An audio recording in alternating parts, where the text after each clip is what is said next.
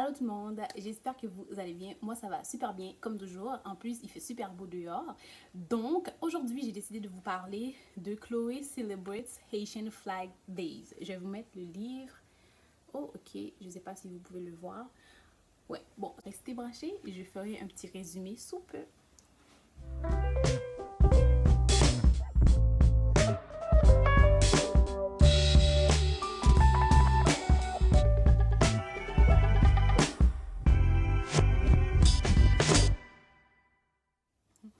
Alors, je suis de retour et je ne l'ai pas mentionné, l'auteur du livre, c'est Blandine Jean.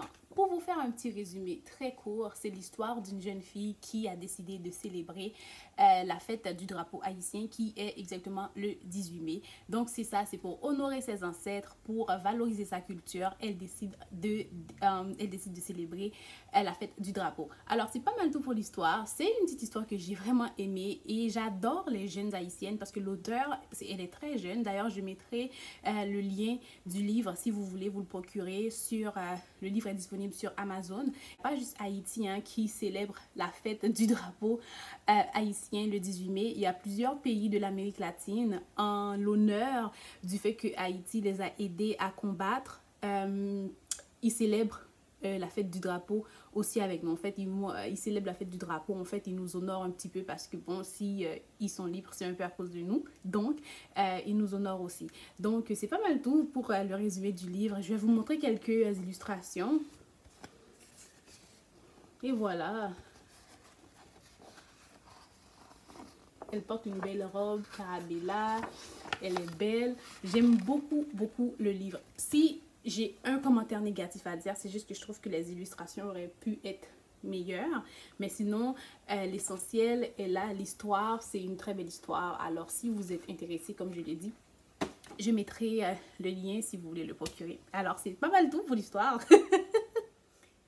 Alors, qu'est-ce que j'ai pensé du livre? En fait, pas besoin de vous dire que j'ai adoré le livre. Moi, j'adore les jeunes haïtiens qui mettent en valeur la culture traditionnelle haïtienne, qui mettent en valeur les belles, en fait, notre belle culture, qui mettent en avant les bonnes choses que Haïti a fait. Donc, j'ai adoré le livre. Quoique je pense que les images auraient pu être mieux, mais c'est son premier livre, donc je ne peux pas vraiment juger là-dessus.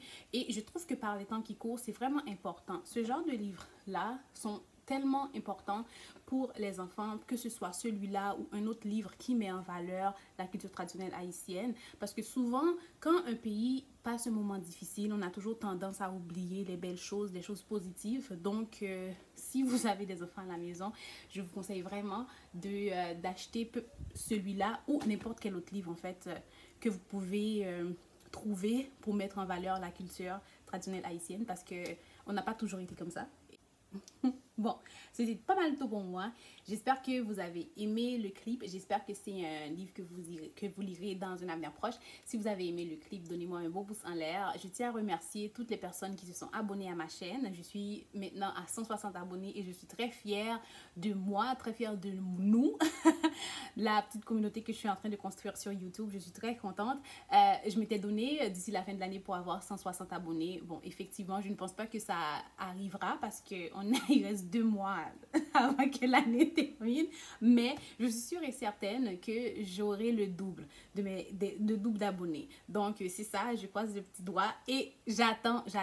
Mais je vous dis merci. Donnez-moi un pouce en l'air. Faites-moi des suggestions de lecture si vous connaissez d'autres auteurs qui mettent en valeur que ce soit la culture haïtienne, africaine, peu importe, des livres pour enfants.